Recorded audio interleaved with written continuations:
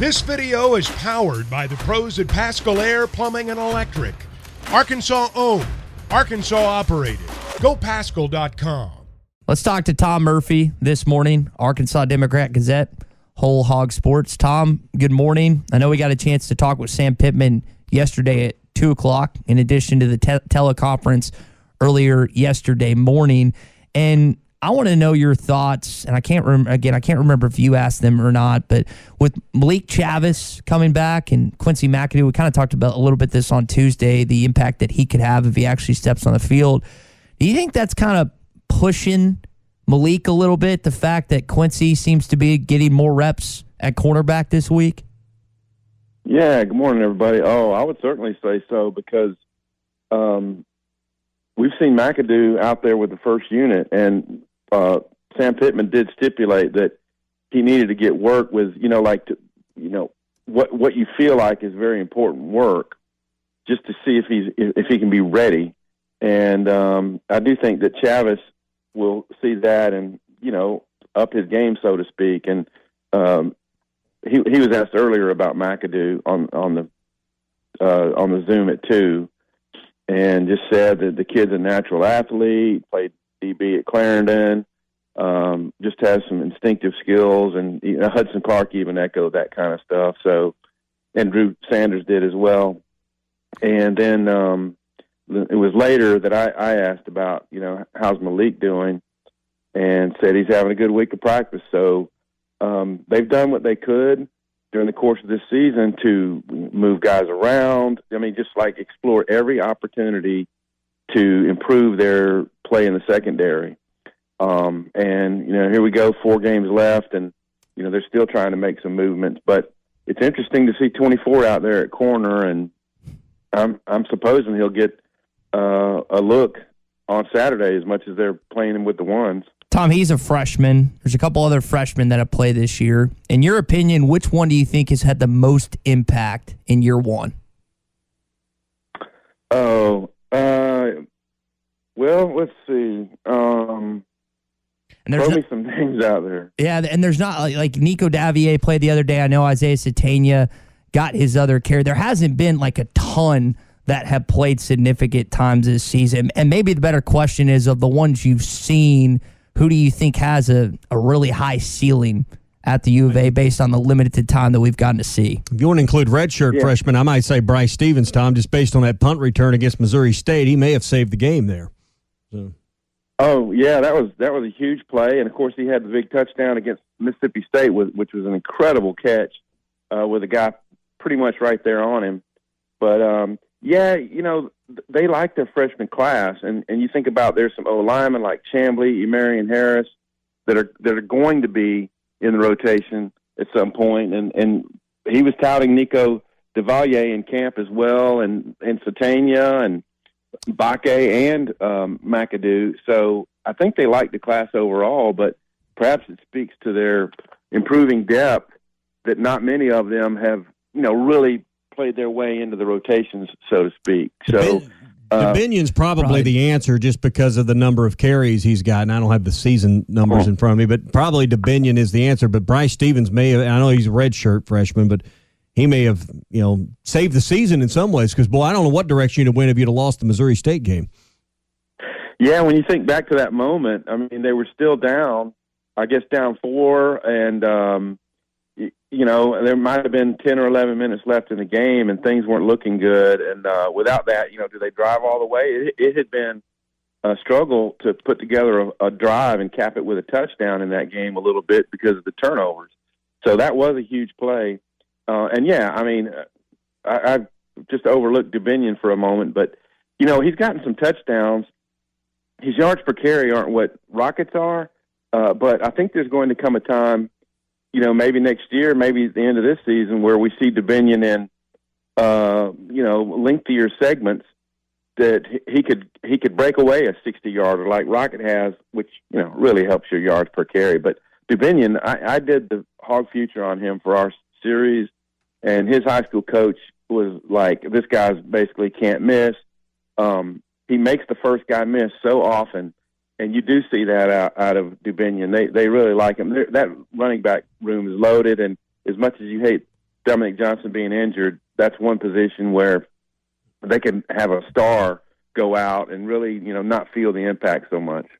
Are the matchups favorable this weekend against Liberty for Rocket to have another 100 yards on the ground rushing? Well, Liberty actually has decent numbers on defense. I want to say they're number 26 in the country on defense. However, their schedule doesn't compare to who Arkansas has played. It just doesn't. They played BYU when they were at a lower moment than when Arkansas played them, and they played them at home. But I think Arkansas will do what they do, and Rocket will have a decent game. I did listen to what their defensive coordinator or co-defensive coordinator, Josh Aldridge, said. Basically, they run and pass, so we have to do things to try to make them left-handed, so to speak, he said, which means maybe try to take away the run and see what the KJ Jefferson passing deal can do. So I don't know how they would match up in man coverage. I do think Arkansas is going to get its yardage. They're at home. However, Liberty has had an extra week to prepare. I think that might help them more on the offensive side and on special teams. But who knows? There could be some wrinkle that Arkansas will have to, pressures or whatever that Arkansas will have to adjust to. But I did note that they're saying when you look at Arkansas and you see them through the course of a game, when teams have done things that have tripped them up for a minute, they're really good at adjusting in game. And that's kind of maybe an underrated aspect to this Arkansas team is making in-game adjustments and seeing, okay, they're doing these pressures. We need to slide our coverage this way, chip them with this guy, and then exploit them by doing this. So it's always a good cat and mouse game. There's going to be some of this, especially because Liberty had the open week. I believe this is the third opponent Arkansas has played that it's the first time ever for the two programs to meet. I believe Cincinnati, I know BYU, and again this week with Liberty fall into that category. Is that just coincidence? Does it speak to a scheduling pattern you think that has been in place at Arkansas? And, do you think it's that the fans enjoy seeing some fresh names on the schedule? I think they do, and I'm going to explore that a little bit in my story that's going to run on game day about how the confluence of events happened that led to this schedule. And it may not be, the toughest in the country, but it's certainly among just because you're playing the SEC West teams. And they didn't get Georgia or Tennessee this year, which, they caught a break there. But two of the teams they play for the first time ever, non-conference games, were ranked. And a third one, BYU, had been ranked. And Missouri State was, rocking along pretty good in the FCS. They've hit some bumps in the road since then, but that was a tough game, as all Razorback fans know. So there's never been a schedule.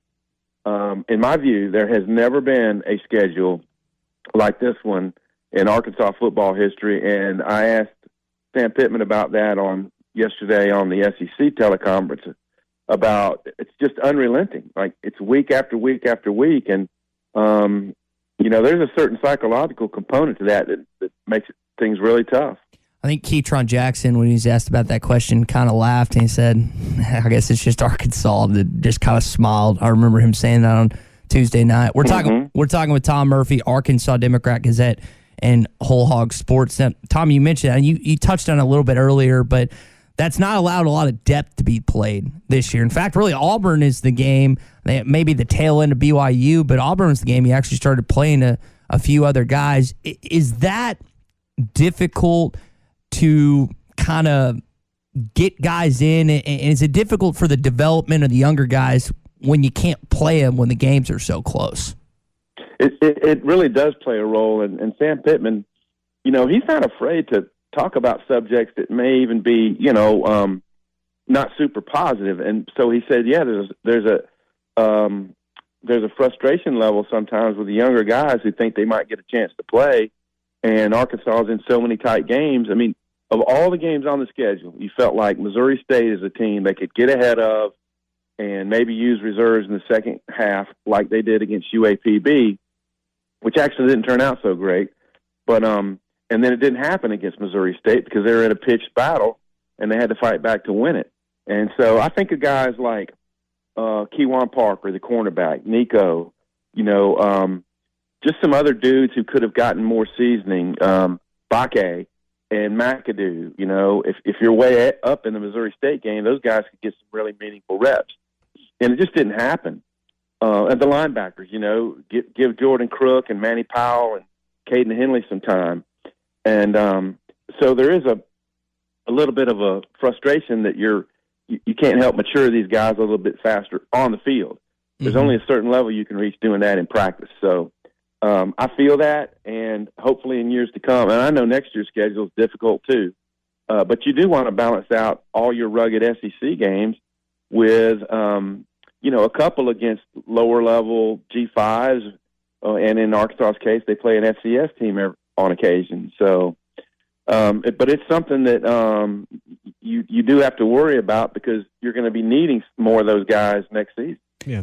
Hey, before you go and ask you about the two big games in the league, obviously huge impacts on the college football playoffs as Tennessee and Georgia play at 2:30, basically same time as Arkansas, and then the night game, Arkansas and LSU. You got a heavy lean one way or the other in these two games? Well, I mean, my inclination is to pick Georgia because Tennessee is like the up-and-comer, you know, new kid on the block. But Tennessee, you know, delivered a rousing offensive performance against Alabama. Now, I do think this is an Alabama team that has a few more flaws in recent years, and obviously this game will not be at home for Tennessee. So I'm leaning Georgia there, and I don't know by how much, but Tennessee's certainly proven itself. And then the LSU game, I believe I've got to go with Bama. They're at home there as well. But LSU has been kind of on the rise since that opener against Florida State, and things looked a little bit shaky, you know, personnel and stuff.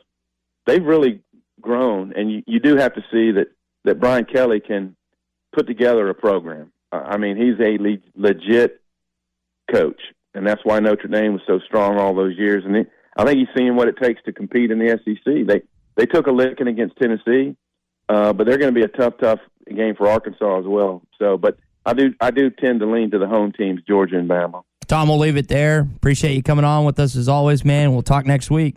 Football is back, and BetOnline remains your number one source for all your football betting needs this season. You'll find the latest odds, matchup info, player news, and game trends. And as your continued source for all sports wagering info, BetOnline features live betting, free contests, live scores, and giveaways all season long. Always the fastest and easiest way to bet on all your favorite sports and events like MLB, MMA, tennis, boxing, and even golf. Head to betonline.ag to join and receive your 100% welcome bonus with your first deposit. Make sure to use the promo code BELIEVE to receive your rewards. That's BLEAV. Bet online, where the game starts.